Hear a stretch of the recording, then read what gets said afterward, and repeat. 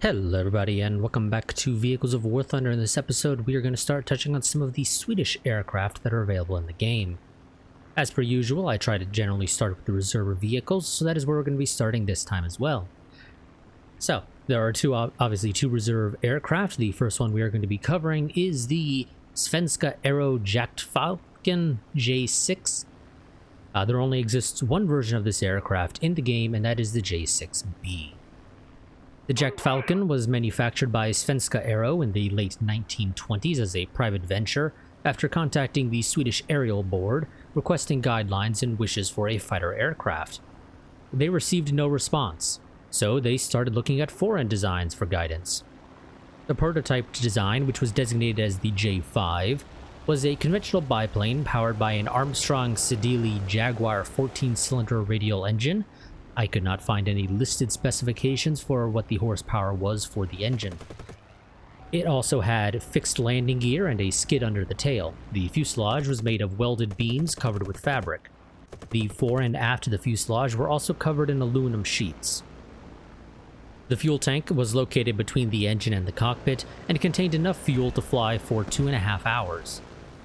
Nils Soderberg was the Swedish Air Force test pilot that was given a mission to try out the new prototype at the Barkarby Air Force Base. After landing the aircraft, he is quoted as saying, "This is the best aircraft that I have flown so far."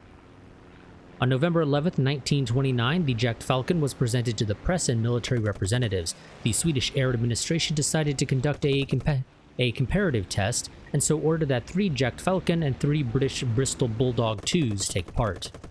On January 9th, 1930, the prototype was bought by the Swedish Air Force and given the designation J5. By February, the Air Administration decided to use a Bristol Jupiter engine as the Air Force standard engine. As a result of this decision, the designer Carl Clemens Bucher modified 2 of the ordered aircraft by making new engine attachments and modifications to the fuselage. These aircraft were given the name Svenska Aero 14 Jaktfalken 1 or J6 in the Swedish Air Force. This was followed up by an order for 5 aircraft with the Jupiter 7 engine in 1930. During test flights, powerful vibrations were encountered. Both Svenska Aero and CFV tried to solve the problem but were unsuccessful. Despite this, the Swedish Air Force still approved the aircraft. Following delivery of the aircraft, Bucher and CFV tried to modify the landing gear and fuselage. The aircraft now had a more angular fuselage and the Jupiter 8F engine that developed 520 horsepower at 10,000 feet, or 3,050 meters. These were designated as the Svenska Aero Jaktfalken 2 or the J6A in the Swedish Air Force. Both the Argentine and Japanese militaries tested the aircraft but chose not to place any orders. The sole export order would be from Norway in 1931, equipped with the Armstrong Siddeley Panther 3A engine to compare against the Hawker Fury. Only one of this model was ever produced and delivered, and it was designated as the Svenska Aero 14E Jaktfalken 2. Obviously, no Swedish Air Force designation because it was purely an export model. In 1933, the Swedish Air Force would order an additional 7 aircraft. By this time, Svenska Aero had been bought by ASJA.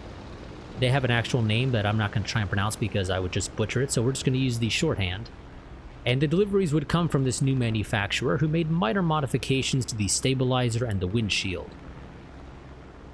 This model would be designated as the J6B by the Swedish Air Force and is the version that we have in-game.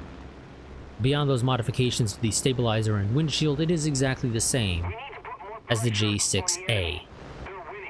All models that were equipped with weapons would be armed with 2 8mm KSP M22 machine guns with 500 rounds each. This machine gun was actually a licensed-built version of the M1919 AN-M2 that was originally rechambered in 6.5mm, but by 1932 it was rechambered to 8mm. I can't find any exact max speeds and climb rates for the J6B, but I would assume, since the only real differences between it and the A are slight modifications to the stabilizer and windshield, is that there's not going to be a significant difference. So, the J6A has a listed max speed of 310 kilometers an hour at 4,500 meters, with a cruising speed of 260 kilometers an hour, and is able to reach an altitude of 1,000 meters in about 4 minutes. I don't know exactly what angle it was climbing at. My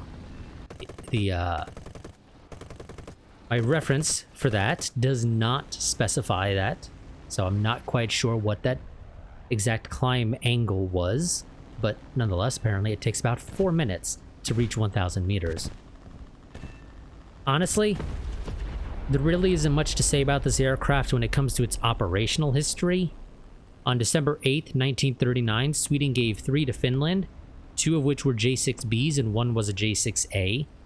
The aircraft was used by the Finns as a training aircraft at the airfield at Kauhava, probably mispronounced that, until 1945 when all of them were scrapped. Sweden, of course, also used the aircraft, but as a result of not being directly involved in World War II, they only used it as a trainer for fighters. And come 1941, all of them were scrapped. Now for how the vehicle, or rather the aircraft, actually performs in-game. There really isn't much to say. As is the norm with many of these reserve vehicles, it is an acceptable vehicle for what it is. It doesn't have anything really to write home about it, but it also doesn't have any, like, really glaring issues necessarily. It has decent guns, though they do admittedly somewhat struggle when fighting monoplanes, which are generally all metal constructions, with a few exceptions. But even then, this thing generally will struggle to fight many monoplanes, especially monoplanes that have a covered cockpit. Those are going to make getting pilot snipes harder, and those are about the best way you're going to get kills against monoplanes. Otherwise, you end up spending a ton of ammo to get 1 or 2 kills. And I don't know if it's just a case of crew skills or if the game actually has, like, built-in differences in how likely a gun is to jam, but I feel like these guns do jam a little bit easier than the guns of some other nations. But again, this could simply be a case of crew skills. Basically, all the major powers, I have a decent amount of crew skills put into them because I've actually played their vehicles quite a bit. While when it comes to countries, particularly China, Sweden, and France, I haven't really played their vehicles a lot, so I don't have a lot of crew skills invested in them. So again, it could be a case of the guns seeming to jam a little bit easier is just because of crew skills. I'm not 100% certain on that. And it could, of course, also just be the case of it's more recent memory than some other aircraft that I've flown, particularly around this BR. But nonetheless, it also has decent speed and maneuverability, the latter of which is especially helped by it being a biplane. It's able to very easily outmaneuver just about anything you're going to fight, including some other biplanes, especially if you make use of your elevator. That is something a lot of people in this game I don't think tend to make proper use of. You can use your elevator to make slightly tighter turns. Sometimes it might screw up your aim depending upon how stable the aircraft you're flying is and what your speed is. But nonetheless, if you need to make a tighter turn, fiddling with your elevator is a somewhat easy way to do that. But I think a lot of people don't do that, especially at these lower tiers, because on PC it requires adding some extra controls into the keybinds. I don't know how it is on console. I don't play on console. But at least on PC it requires going into your controls and adding some controls for basically adjusting your elevator up and down. And so, as a result, particularly at low tier, a lot of people probably don't know that you can do that. And I will say, I think that really helped me a lot when fighting, again, particularly against other biplanes. that's going to be it for this episode of Vehicles of War Thunder. A quick reminder that I do have a Patreon and a Discord. You can find links to both of those down in the description. I do highly recommend that you join the Discord if you want to stay up to date with what's going on with the channel, because that is my go-to place for posting about that type of stuff. Sometimes, I'll post elsewhere. 9 times out of 10, however, I don't, so don't count on it. If you want to know what's going on with the channel, if there's going to be any interruptions to content, I highly recommend joining the Discord. As for the Patreon, that is one of the major ways to help support the channel, the other of which is via Streamlabs. Take your pick as to which you'd prefer to use. Patreon gives you some goodies, such as early access to videos, while Streamlabs, the channel just gets to take home more of the money you give, because Patreon takes a 5% cut, if I recall correctly, and the way I have it set up with Streamlabs, I'm pretty sure nobody takes a cut, or if they do, it's at least less than 5%. I know Streamlabs themselves doesn't take a cut.